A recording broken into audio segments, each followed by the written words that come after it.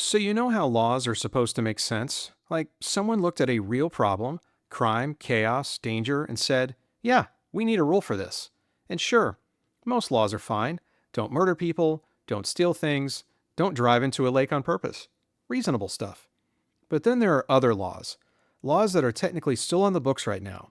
Laws that make you genuinely wonder what on earth was happening the day someone put pen to paper and said, yes, this is the rule we need. I looked into it. I did the research, well, most of it, and what I found is genuinely unhinged. So grab a seat, because today we're talking about the weirdest laws that are still technically completely legal. Law number one, Arkansas, where it's illegal to mispronounce Arkansas. Let's start with one that's so petty, I actually respect it. In Arkansas, there is a real, actual law that tells you exactly how to pronounce the state's name. Not a suggestion, a law.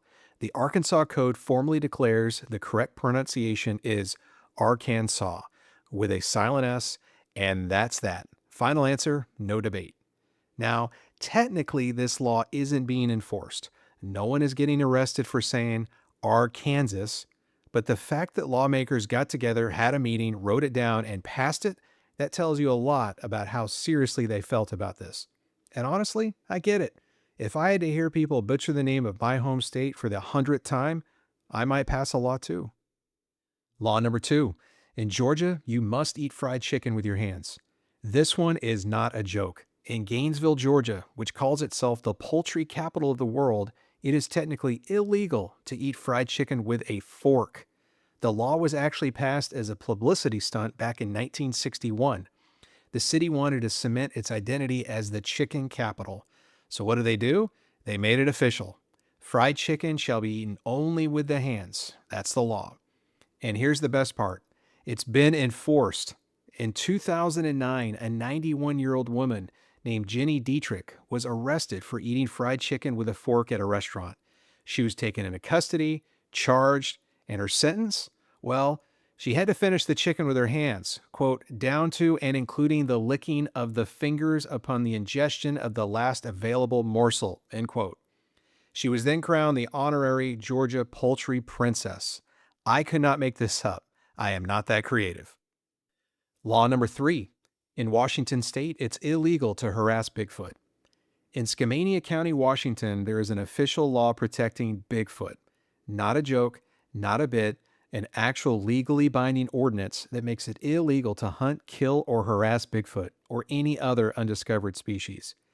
And the penalties are not light. We're talking a fine of up to $100,000 and up to 10 years in prison. 10 years for harassing a creature that, as far as we know, doesn't exist. The law was originally passed in 1969 and has since been updated. At one point, killing Bigfoot was a felony. It's now reclassified under Washington's endangered species protections, meaning Bigfoot is legally an endangered species in the state of Washington. So if you ever do find Bigfoot out there in the Pacific Northwest, which again statistically is unlikely, just know you are legally obligated to leave him alone. Respect the law, respect the Squatch. Law number four. In Idaho, cannibalism is illegal unless you really need it. Okay, this one takes a second to process. Idaho has a law banning cannibalism. Totally reasonable, no complaints there. But the law includes a specific exemption. Cannibalism is technically legal in Idaho if it is the only apparent means of survival in a life-threatening emergency. But wait, it gets weirder. The way Idaho defines cannibalism under the law is the non-consensual eating of another person, which means, and I want to be very clear that I'm reading this correctly, if someone consents to you eating them, that is not illegal in Idaho. So technically, cannibalism by mutual agreement is perfectly fine in Idaho. I don't know what situation inspired this law. I don't want to know, but whoever wrote it clearly thought through some very specific scenarios. Law number five. In Wisconsin, cheese must be highly pleasing. Wisconsin takes cheese very seriously, like legally seriously. Under Wisconsin state law, certified cheeses like cheddar, Munster, and Colby must meet an official quality standard. And that standard includes being described as highly pleasing, not just good, not satisfactory, highly pleasing. There is a state cheese grater whose job it is to literally taste cheese and determine if it meets that highly pleasing bar. And substandard cheese, technically, that's a punishable offense. Look, every state has a thing. Wisconsin's thing is cheese, and they're not playing around about it. I respect the commitment. Hey, I respect the graders, and I am never going to disrespect a block of Wisconsin cheddar again. Law number 6. In Nevada, x ray shoe fitting is illegal, and you can go to jail. Hey, this one sounds made up, but it actually makes more sense than most laws on this list once you know its history. In Nevada, it is illegal to use an x ray device to determine someone's shoe size. Violators can face up to 6 months in jail and a $1,000 fine. Here's the thing, this was a real practice. In the 1940s and 50s, shoe stores across America had fluoroscope machines where you'd stick your foot in, zap it with x rays, and see how your bones fit in the shoes.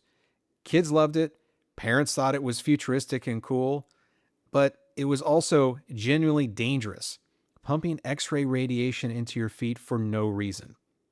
Eventually, states started banning it. Nevada still has their ban on the books, and honestly, as silly as it sounds, this is one of those cases where the weird law is actually doing exactly what it's supposed to do. Law number 7. In Washington, going outside with a cold is technically illegal. In the state of Washington, exposing someone in public to a contagious or infectious disease is technically a misdemeanor defense. And that includes, no joke, the common cold. Now, this law was clearly written with more serious diseases in mind. I get it. The spirit of it is about public health. But the letter of the law, if you have a cold and you go to the grocery store, you could technically be charged with a misdemeanor in Washington. Nobody's ever been charged with this. Nobody is running around arresting, sneezing people at Costco, but it is technically on the books, which means the next time someone shows up sick to your thing, you have a legal argument. Not a good legal argument, but a legal one. So there you have it. 7 laws that are still technically on the books right now. Some of them outdated relics that nobody's thought to remove. Some of them pass in a very specific moment for a very specific reason. And some of them, like the cannibalism one, that raised more questions than answers. Here's the thing about weird laws that I actually find kind of fascinating. Most of them tell a story. Every single one of them was passed because somebody somewhere had a problem. A real problem, or at least they thought they did. Arkansas was tired of people disrespecting the name. Georgia wanted to put chicken on the map. Washington was generally trying to protect public health.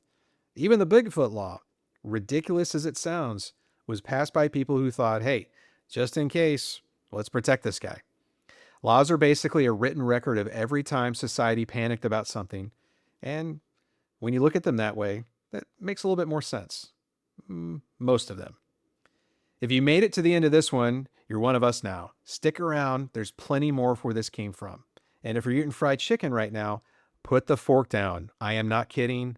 It's the law.